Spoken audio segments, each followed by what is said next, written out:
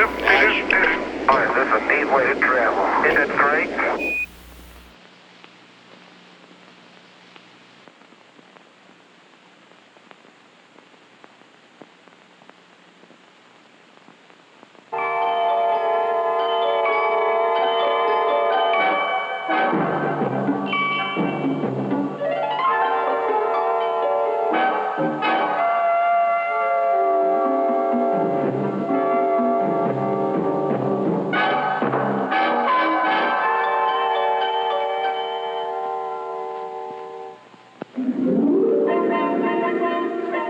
Long before the Apollo spacecraft came into being, prototypes and models of each piece had to pass severe tests to prove their flightworthiness.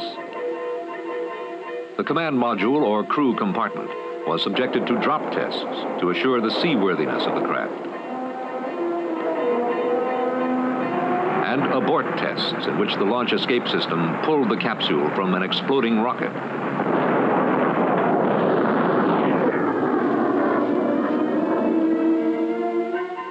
Parachute tests.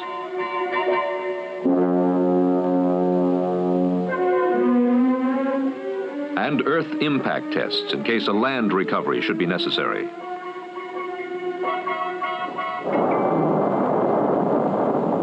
Prototypes of the various modules were launched into space to test flight equipment.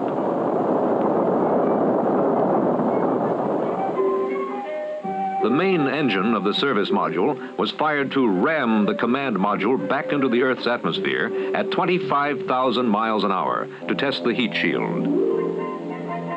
The engine of the service module was static fired before the launch to ensure its reliability, a normal test for the engine. Its proper operation is vital to the lunar voyage for maneuvering in space, slowing the spacecraft into lunar orbit, and powering the return flight to Earth. To test the third stage of the Apollo craft, the lunar module, a rather elaborate facility was needed to artificially create the lower pull of the moon's gravity. This is the craft in which two astronauts will soft land on the surface of the moon, and when their lunar visit is finished, it will carry them back to the orbiting command module.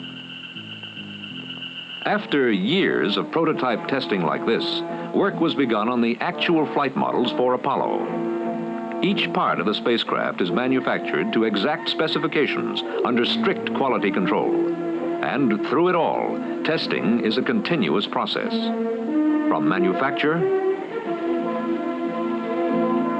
through system assembly, to installation, and beyond to actual flight. 2,000 measurements tell what's going on aboard the spacecraft. They are fed into this computer, which processes and displays the information for test engineers. Several of these computers monitor the performance of the Apollo craft from assembly to liftoff.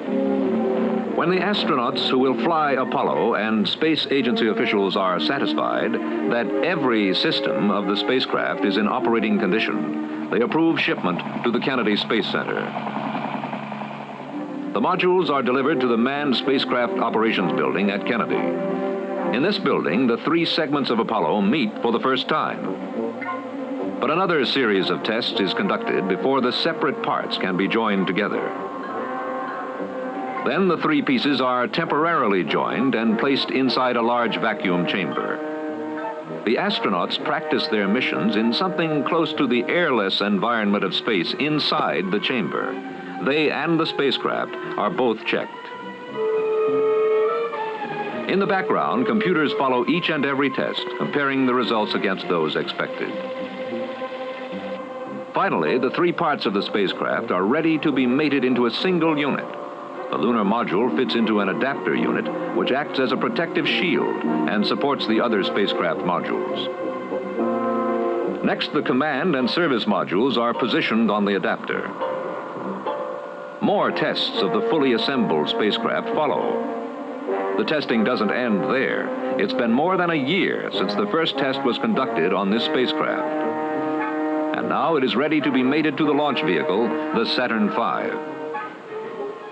Even then, the testing continues, right up to the time when the Apollo spacecraft will be subjected to the final test, liftoff, spaceflight, and return to Earth.